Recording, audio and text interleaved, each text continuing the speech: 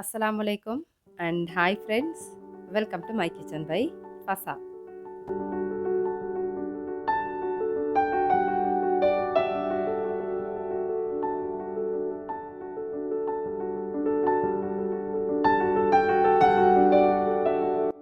எல்லாருமே சுகமாயிப்பீங்க அப்படின்னு நினைக்கிறேன். நிறைய நாளை போகிற ஒரு வீடியோ இல்லையா?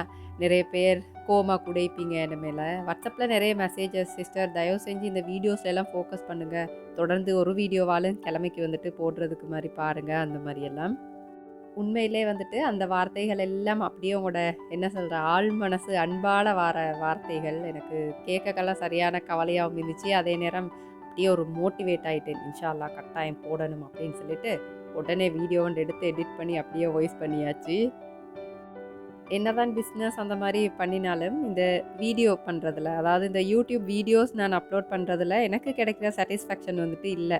இருந்தாலும் வந்துட்டு எனக்கு வந்துட்டு என்ன சொல்கிற தனியாக செய்கிறேன்னு அப்படின்றதாலேயோ கொஞ்சம் டைம் வந்துட்டு மேனேஜ் பண்ணுறது இப்போக்கு கொஞ்சம் கஷ்டமாயிக்குது. ஆனால் இன்ஷால்லா கட்டாயம் நான் வந்துட்டு அதை பழகிக்குவேன். ஃபஸ்ட்டு கோவப்பட வேடம் உங்களோட விட்டு இல்லையா நினச்சி மன்னிச்சுக்கோங்க. இன்ஷால்லா மேக்ஸிமம் ட்ரை பண்ணுறேன் இனி வீடியோ தொடர்ந்து போடுறதுக்கு. மினி விளாக் மாதிரி ஷேர் பண்ணியிருந்தேன் இல்லையா? நோம்புக்கு முந்தி க்ளீன் பண்ண அந்த விளாக் எல்லாம் காட்டியிருந்தேன், கார்டன் க்ளீன் பண்ணது. அதுக்கிடையில் நோம்பு முடிஞ்சு புல் வளர்ந்து அடுத்த தடவை வந்துட்டு கார்டன் க்ளீனிங் வீடியோ தான் இப்போ பார்க்குறீங்க. ஷோர்ட்ஸ்லேயுமே நான் போட்டிருப்பேன். என்னடா காலம் வந்துட்டு இவ்வளோ அவசரமாக போகுதே, அந்த மாதிரி தான் இப்போ வந்துட்டு வாழ்க்கை பெய்த்துட்டிக்குது. விடியுது, அந்திப்படுது, நைட்டாகுது, திருப்ப விடியுது, அந்த மாதிரி தான் பெய்த்துட்டிக்குது. இந்த டேஸ்லேண்டா ஸ்கூல் லீவுன்னா அப்போ வந்துட்டு கொஞ்சம் என்ன சொல்கிற டைம் ஈக்கிற மாதிரி. ஏன்டா ஸ்கூல் டேஸில் வந்துட்டு நல்லாவே கொஞ்சம் பிஸி ஆகிக்கிற மாதிரி, ஹரிபரி ஆகிக்கும். அதை விட கொஞ்சம் அப்படியே ரிலாக்ஸ்டாக வேலைகள் செய்கிற மாதிரி இருக்குது. இருந்தாலும் எனக்கு வந்துட்டு ஸ்டாக் எல்லாம் முடிஞ்சு அப்போ அந்த ஸ்டாக் செய்கிறது அந்த மாதிரி வேலைகள் தான் நான் பார்த்து செஞ்சுட்டிக்கிறேன். அதோட வந்துட்டு ஃபஸ்ட்டாகவே ஊடெல்லாம் ஃபுல்லாக க்ளீன் பண்ணிட்டேன். அப்படின்னு சொன்னால் இந்த பெருநாளெல்லாம் முடிஞ்சிச்சு இல்லையா? அதோட வந்துட்டு ஊடெல்லாம் ஃபுல்லாக டீப் க்ளீன் பண்ணிவிட்டு கார்டன் மட்டும் இருந்துச்சு. அப்போ அந்த கார்டனையும் கொஞ்சம் கொஞ்சம் அப்படியே க்ளீன் பண்ணிட்டிக்கிறேன். ஒரு சில பேர் என்கிட்ட கேட்பாங்க, எப்படி சிஸ்டர் நீங்கள் இந்த டைம் எல்லாம் மேனேஜ் பண்ணுறீங்க, வீட்டு வேலை அந்த மாதிரி எல்லாமே நீங்கள் எப்படி செய்கிறீங்க அப்படின்னு சொல்லிட்டு. நான் பெரிய என்ன சொல்கிற ஒரு பர்ஃபெக்டான பர்சன் அந்த மாதிரியெல்லாம் இல்லை. எனக்கும் சில டைம் வந்துட்டு செஞ்சுக்கலாம் வைக்கும் வீடெல்லாம். அதான் சொன்னேனே, பெருநாளைக்கு வந்துட்டு பிறகு தான் டீப் க்ளீனே பண்ணேன். அதுக்கு முந்தைய எனக்கு பண்ண கிடைக்கவே இல்லை. அந்த மாதிரி தான் எப்போ டைம் கிடைக்குதோ அதை வந்துட்டு ப்ரொடக்டிவாக யூஸ் பண்ணிக்கணும், அவ்வளோதான். நான் பெரிய பர்ஃபெக்டான ஒரு பர்சனாக இல்லாட்டி கூட நான் ஃபாலோ பண்ணுற சில டிப்ஸ் வந்துட்டு நாளாக அந்த இந்த வேலைகளை செஞ்சுட்டு போகிறதுக்கு எனக்கு நிறைய ஹெல்ப்ஃபுல்லாக இருக்குது. அப்படி சில டிப்ஸ் உங்களோட ஷேர் பண்ணிக்கிறேன். என்னன்னு சொன்னால், இப்போ நீங்கள் காலையில் எழும்புறீங்க இல்லையா? எழும்பிட்டு உங்களோட வேலைகளை நீங்கள் செய்ய நினைக்கல ஃபஸ்ட்டாக எழுதுங்க. நீங்கள் எழுதிட்டு முக்கியமாக்கும் இல்லையா, இது கட்டாயம் இன்றைக்கி நான் செஞ்சே ஆகணும் அப்படின்ற வேலையை வந்துட்டு ஃபஸ்ட்டாக போட்டுக்கோங்க.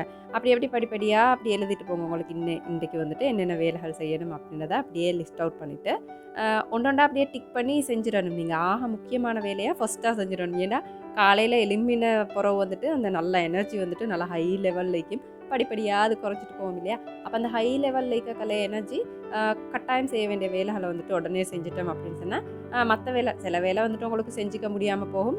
பட் பரவாயில்ல, உங்களுக்கு நாளைக்கு நேரம் செஞ்சுக்க இன்ஷால்லா. ஆனால் இந்த முக்கியமாக செய்கிற வேலைகளை வந்துட்டு உங்களுக்கு ஃபஸ்ட்டாக செஞ்சிட்டிங்க அப்படின்னு சொன்னால் ஈஸியாகிக்கும். நான் அந்த டிப்பை வந்துட்டு இப்போ மிச்ச நாளாக ஃபாலோ பண்ணுறேன். எனக்கு நல்லா ஒர்க் அவுட் ஆகுது. அப்போ அந்த டிப்பை அப்படியே உங்களோட ஷேர் பண்ணிக்கிறேன். கார்டன் எல்லாம் வந்துட்டு நிறைய நல்லா இருக்குது மாஷால்லா. ஏன்னு சொன்னால் இந்த மழை பெய்யுது இல்லையா இடக்கடை, அப்போ நல்லா பச்சை பசேலுன்னு அப்படி நல்லா இருக்குது. முருங்கை மரம் காய்க்குது, அப்படியெல்லாம் நல்லா இருக்குது. ஆனால் என்ன கொஞ்சம் என்ன சொல்கிறது, மரக்கறியெல்லாம் அப்படியே செழிப்பாக வளர்கிறதோடே புல்லும் செழிப்பாக வளர்ந்துருது. அப்போ புல் இருந்துச்சு அப்படின்னு சொன்னால் அந்த பிரதான தாவரம் இருக்குது இல்லையா, அது அவ்வளோவா நல்லா வராது. ஃபஸ்ட்டு கட்டாயம் நீங்கள் அந்த களையெல்லாம் வந்துட்டு பிடுங்கி வீசிடணும். எங்கட இந்த அன்னாசி அறுவடை நான் ஷோர்ட்ஸில் காட்டியிருந்தேன். அப்படியே குட்டியாக ஒரு அன்னாசி வந்துச்சு, நல்லா பழுத்திஞ்சி மரத்தில். அப்போ அப்படியே அதை கட் பண்ணி எடுத்துகிட்டு இன்றைக்கி சாப்பாட்டுக்கு வந்துட்டு முருங்காக்காய் பறித்து எடுத்திருந்தேன். அதுக்கப்புறம் இந்த வாழைப்பூ இருந்துச்சு. அப்போ அதெல்லாம் பறித்து அப்படியே எடுத்துகிட்டு வந்துட்டோம். கொஞ்சம் நல்லா டயர்ட் ஆகிக்கல எங்களோட ஃபசா ப்ராடக்ட் நல்லா ஒரு சுக்கு காஃபி குடித்தோம் அப்படின்னு சொன்னால் நல்லா தெம்பாய்க்கும்னு சொல்லிட்டு. உண்மையிலே நான் வந்துட்டு பொய் சொல்கிறேன் அப்படின்னு நினைக்க வேணும். எங்களோட சுக்கு காஃபிக்கு அப்படின்னு சொல்லிட்டு நிறைய ஒரு ஃபேன் பேஸ் ஆகிக்குது. ஏன்டா அது கொஞ்சம் காரமாய்க்குமா, அப்போ இந்த காரமெல்லாம் நிறைய குடிக்க விருப்பமானவங்களுக்கு வந்துட்டு நல்லா இருக்குது அப்படின்னு சொல்லுவாங்க. முழுக்க நாங்கள் இதெல்லாம் சுக்கு மட்டும்தான் சேர்த்து அந்த காரத்தை வந்துட்டு ஏற்படுத்துகிறோம். வேறு மிளகு அந்த மாதிரி சில பேர் சேர்ப்பாங்க. நாங்கள் அந்த மாதிரியெல்லாம் சேர்க்க மாட்டோம். தனி சுக்கே போட்டு தான் இந்த சுக்கு காஃபி வந்துட்டு நாங்கள் ரெடி பண்ணுறோம். அதோடய அப்படியே எங்களோட ஹெல்த் மிக்ஸில் 2 புட்டு சாப்பிட்டு ஒரு காஃபி குடித்தோம் அப்படின்னு சொன்னால் நல்லாய்க்கும்னு சொல்லிட்டு தான் பிடிச்சிட்டிக்கிறேன். வளமையாக நாங்கள் இந்த சத்துமா இந்த மாதிரி ஐட்டம்ஸ் எல்லாம் சாப்பிடக்கல. கூடவே இந்த தேத்தனி காஃபி அந்த மாதிரி குடிக்கப்படாது தான். இருந்தாலும் எனக்கு கொஞ்சம் டயர்டாக இருந்துச்சு. அப்போ பரவாயில்ல ஒரு நாளைக்கு அப்படின்னு சொல்லிட்டு தான் செஞ்சுட்டிக்கிறேன். நிறைய பேர் எங்களோட சத்து மாவுமே எப்படி செய்கிற அப்படின்னு கேட்டிருப்பாங்க. இது வந்துட்டு நீங்கள் கொஞ்சம் தேங்காய் பூ சீனி உப்பு போட்டு சாட சுடு தண்ணியில் புட்டு மாதிரி பிடிச்சி சாப்பிடலும். அப்படி இல்லாட்டி தேங்காய் பால் ஊற்றி கஞ்சி மாதிரி காய்ச்சி குடிக்கலும்.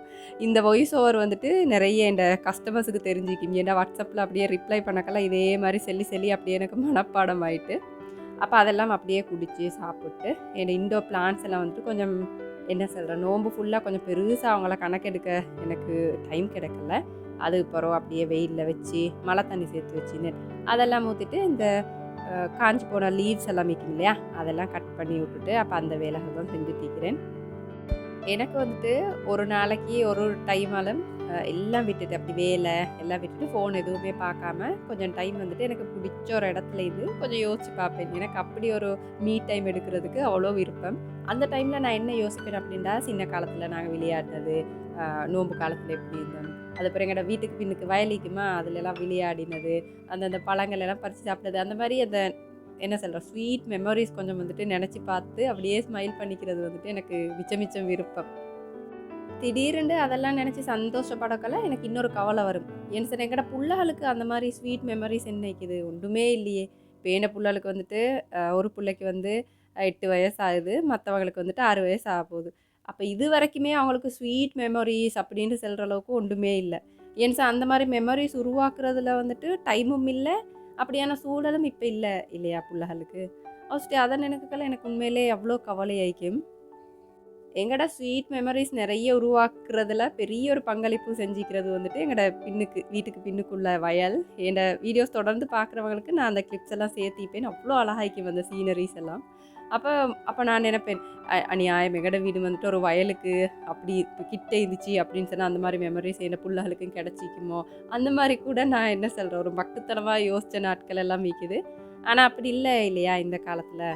பிள்ளைகளுக்கு வந்துட்டு என்ன சொல்கிற ஒரு இயந்திரமயமான ஒரு லைஃப் ஸ்டைல், என்ன சொல்கிற பிள்ளைகளோட விளையாடுறது, நல்ல சாப்பாடு, அந்த மாதிரி எதுவுமே இல்லாத மாதிரி ஒரு ஃபீலிங். இன்ஷா அல்லா நாங்கள் அனுபவித்த எல்லாம் பிள்ளைகளுக்கு குடிக்கலுமான்னு தெரியா, இருந்தாலும் எங்களோட பெஸ்ட்டை நான் எப்போவுமே நினைக்கிறது என்னோட பெஸ்ட்டை இன்ஷா அல்லா பிள்ளைகளுக்கு நல்ல ஒரு வாழ்க்கை சூழலை, நல்ல சாப்பாடு, நல்ல ஒரு என்ன சொல்கிற ஒரு லைஃப்பை வந்துட்டு ஏற்படுத்தி கொடுக்கணும், ஒரு லைஃப் ஸ்டைலை ஏற்படுத்தி கொடுக்கணும் அப்படின்றது. சும்மா அப்படியே வீடியோ போகிற வாக்கில் அப்படியே பேசிட்டிக்கிறேன். என்ன சொல்கிற ஜாம் ஆகிற மாதிரி அலட்டுற மாதிரி பேசியிருந்தேன், அப்படியே மன்னிச்சுக்கோங்க. இப்போ நான் என்ன செய்கிறேன் அப்படின்னு சொன்னால், வீடெல்லாம் டீப் க்ளீன் பண்ணேன் அப்படின்னு சொன்னேன் இல்லையா, அப்போ குட்டி குட்டி வேலைகள் எல்லாம் இருந்துச்சு. இந்த இண்டோர் பிளான்ஸ் எல்லாம் வைக்கிற அந்த மட் மாதிரி நான் பின்னிதேன் இல்லையா, அதெல்லாம் கழுவுற வேலை, அந்த மாதிரி கொஞ்சம் கொஞ்சம் செஞ்சுட்டு அந்தண்டு வீடியோ அப்படியே கிளிப்ஸ் எல்லாம் முடிஞ்சு இது அப்படியே அடுத்த நாளைக்கு வந்துட்டு ஜம்ப் ஆகுது. அடுத்த நாள் காலையில் என்ன சொல்கிற வளமையான பிரேக்ஃபாஸ்ட் தான் இடியாப்பம். அதுக்கப்புறம் நல்ல ஒரு கருவாட்டு ஆணம் அப்படியே துள்ளுண்டு காய்ச்செடுப்போம் அப்படின்னு சொல்லி காய்ச்சிட்டிக்கிறேன். நிறைய பேருக்கு இந்த கருவாட்டு ஆணம் இடியாப்பம் காம்பினேஷன் வந்துட்டு தெரிஞ்சிக்கும், சில பேருக்கு தெரிஞ்சிக்காது இல்லையா. அப்படியானவங்களுக்கு வந்துட்டு லைட்டாக அப்படியே எக்ஸ்பிளைன் பண்ணி விட்றேன். இதுக்கு வந்துட்டு நீங்கள் இந்த தக்காளி, அதுக்கப்புறம் வெங்காயம், கருவேப்பிலை, வெள்ளைப்பூடு இதெல்லாம் கட் பண்ணி வச்சுக்கோங்க. கருவாடு வந்துட்டு நல்லா கருவாடு கொஞ்சம் எடுத்தீங்க அப்படின்னு சொன்னால் வேறு லெவல் டேஸ்ட் ஆகிக்கும். கருவாடு எப்போவுமே கட் பண்ணிவிட்டு நல்லா சுடுதண்ணியில் அப்படியே கொஞ்சம் நேரம் ஊற வச்சிடணும். அப்போ அந்த கூடுதலாக இருக்கிற உப்பெல்லாம் வந்துட்டு தண்ணியில் இறங்கிடும், அப்போ நல்லாய்க்கும். எங்களோட உமா வந்துட்டு இந்த கருவாட்டானம் எல்லாம் காய்ச்சக்கெல்லாம் எக்ஸ்ட்ராவாக கொஞ்சம் தக்காளி சேர்ப்பாங்க. அப்போ அந்த புளிப்பு டேஸ்ட் வந்துட்டு நல்லாய்க்கும். அப்போ வேணும்னு சொன்னால் அப்படி எக்ஸ்ட்ராவாக உங்களுக்கு கொஞ்சம் தக்காளி சேர்த்துக்கலாம். நான் வளமையாக தக்காளி சேர்க்க மாட்டேன். நான் இந்த கருவாட்டு ஆனம் அந்த மாதிரியெல்லாம் சேர்க்கலை. அந்த ரியல் டேஸ்ட் வரத்துக்கு கட்டாய தக்காளி சேர்த்து தான் ஆகணும். அப்படியே கொஞ்சமாக எண்ணெய் சேர்த்துக்கோங்க. ஏன்னா சில பேருக்கு அந்த கருவாட்டு ஸ்மெல் கொஞ்சம் கூடுதலாக வரது விருப்பம் இல்லை. அப்படியானவங்களுக்கு வந்துட்டு கொஞ்சமாக எண்ணெய் ஊற்றிட்டு அதில் கடுகு வெந்தயம் வெடிக்க விட்டுட்டு ஃபஸ்ட்டாக இந்த கருவாடு இதெல்லாம் போட்டு லைட்டாக அப்படியே வதக்கிக்கணும். வதக்கினா அந்த கூடுதலாக இருக்கிற அந்த வாசமெல்லாம் வந்துட்டு இல்லை போய்த்திரும். அதுக்கப்புறம் மசாலாஸ் உங்களுக்கு சேர்த்துக்கலும். மசாலாஸ் வந்துட்டு கொஞ்சம் மஞ்சத்தூள், அதுக்கப்புறம் என்ன வளமையாக நாங்கள் சேர்க்குறது தான் கொஞ்சமாக சரக்குத்தூள், நச்சீரகம் தூள், அந்த மாதிரி ஐட்டம் எல்லாம் அந்த கறி பவுடர் அதெல்லாம் சேர்த்துக்கணும். சேர்த்துட்டு உங்களுக்கு அளவுகள் வேணும் அப்படின்னு சொன்னால் நான் டிஸ்கிரிப்ஷனில் தாரேன். அப்படி கொஞ்சம் லைட்டாக வதக்கி விட்டதுக்கப்புறம் தண்ணி பாலில் இதை அப்படியே வேக விட்டுட்டு உப்பு இப்போவே சேர்க்க வேணும், ஏன்னா கருவாட்டில் வைக்கணும் இல்லையா. அப்போ உங்களுக்கு கடைசியாக அந்த கட்டி பாலெல்லாம் சேர்க்கக்காலும் உங்களுக்கு பார்த்து சேர்த்துக்கலாம். இந்த ஆணங்கள் எல்லாம் செய்கிறதுல வந்துட்டு என்ன பெனிஃபிட்ஸ் என்னன்னு சொன்னால், உப்பு வந்துட்டு எந்த ஸ்டேஜ்லேயும் உங்களுக்கு சேர்த்துக்கலாம். அப்போ நீங்கள் ஃபஸ்ட் டைம் குக் பண்ணுறீங்க அப்படின்னு சொன்னால் இந்த ஆணம் வகைகளே அப்படியே செஞ்சுட்டு போனீங்கன்னா ஓரளவுக்கு தப்பிச்சு கேளும். ஏன்டா உப்பு போதாமல் போட்டால் தான், உப்பு கூட போட்டிங்க அப்படின்னா கொஞ்சம் கஷ்டம் தான். போதாமல் போட்டிங்க அப்படின்னு சொன்னால் எந்த ஸ்டேஜ்லேயும் உங்களுக்கு சேர்த்து கேளும். அப்படியே இடியாப்பம் தான் செஞ்சுட்டிக்கிறேன். நான் எப்போவுமே ஹோம்மேட் அரிசிமா யூஸ் பண்ணுவேன். இப்போ எங்களோட ப்ரொடக்ட்ஸ்லேயுமே உங்களுக்கு இதை எடுத்து கேளும்.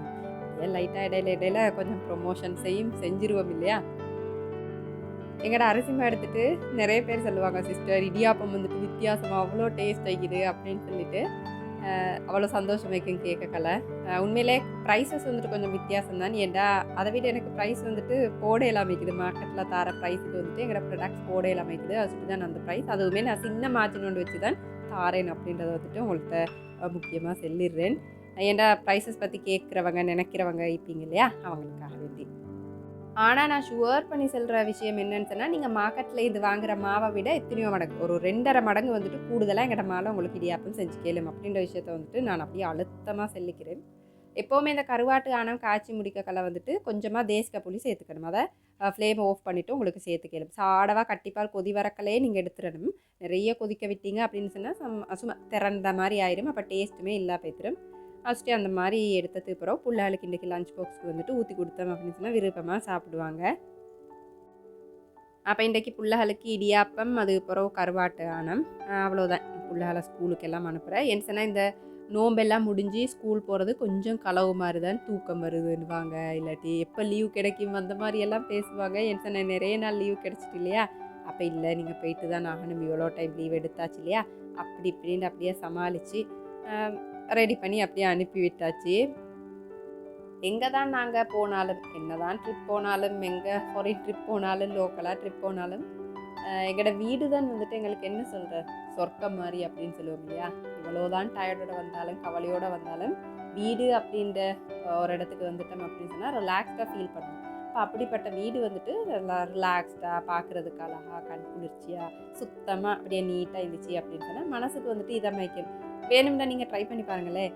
வீடு அப்படியே இழுத்து போட்டு அங்கே இங்கே அப்படியே இருந்துச்சு அப்படின்னு சொன்னால் மைண்டுமே அப்படி தான் நிற்கும். எங்களுக்கு ஒரே டென்ஷனாக கற்றுட்டு அந்த மாதிரி இருக்கும். அதை நீட்டாக அழகாக வச்சோம் அப்படின்னு சொன்னால் மைண்டுமே ரிலாக்ஸ்ட் ஆகிக்கும். நாங்கள் கூலாக அது மாதிரி சந்தோஷமாக இருக்கிற மாதிரி இருக்கும் இல்லையா. எனக்கு பர்சனலாக ஃபீல் ஆகிறது உங்கள்கிட்ட சொல்கிறேன். அப்போ வீட்டை எப்போவுமே நீட்டாக வச்சுக்கிறது வந்துட்டு எங்களோட மனசுக்கு நல்லது. ஏன் அப்படி சொல்கிறேன் அப்படின்னு சொன்னால், எனக்கு வந்துட்டு கொஞ்சம் மனசுக்கு கொஞ்சம் அப்செட் ஆகிக்குது, என்ன சரி கவலைக்குது அப்படின்னு சொன்னால் நிறைய நேரம் க்ளீன் பண்ணுவேன். அப்படின்னு சொன்னால் ஒரு இடத்துல கொஞ்சம் க்ளீன் பண்ணணும் அப்படின்னு சொன்னால் அதை இன்னும் டீப்பாக போய்ட்டு க்ளீன் பண்ணுவேன். அப்போ மனசுக்கு அது வந்துட்டு சரியான ரிலாக்ஸ்ட் ஆகிக்கும். அப்போ அதை பார்க்குறதுக்குமே திருப்ப அந்த அப்செட் எல்லாம் இல்லா போன மாதிரி நல்லா இருக்கும்.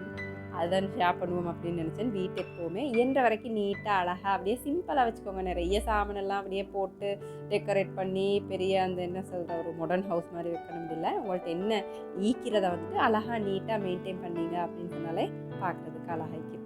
அப்படியே என்ன செய்கிறேன்னு சொன்னால், இந்த எங்களோட ரோ மெட்டீரியல் எல்லாம் தான் இது கழுவி காய வைக்கிறேன். என்ன சொன்னால் சென்னன் இல்லையா, இந்த ஸ்டாக் எல்லாம் முடிஞ்சு அப்படின்னு சொல்லிட்டு.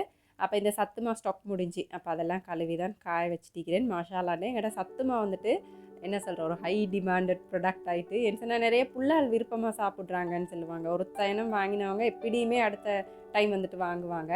கொழும்புல இருக்கிறவங்களுக்கு வந்துட்டு ஆன்லைன் எடுக்க தேவையில்லை. Dehiwala metro super center NM stores மரதானையில் வந்துட்டு எடுத்துக்கலும், ட்ரை பண்ணி பாருங்கள். அடுத்தது ஒரு சந்தோஷமான விஷயம், நிறைய பேர் என்னிட்ட ரிக்வஸ்ட் பண்ணது, சிஸ்டர் உங்களோட இந்த பட்பொடிக்குது இல்லையா, அதை வந்துட்டு சேல் பண்ணுங்க அப்படின்னு சொல்லுவாங்க.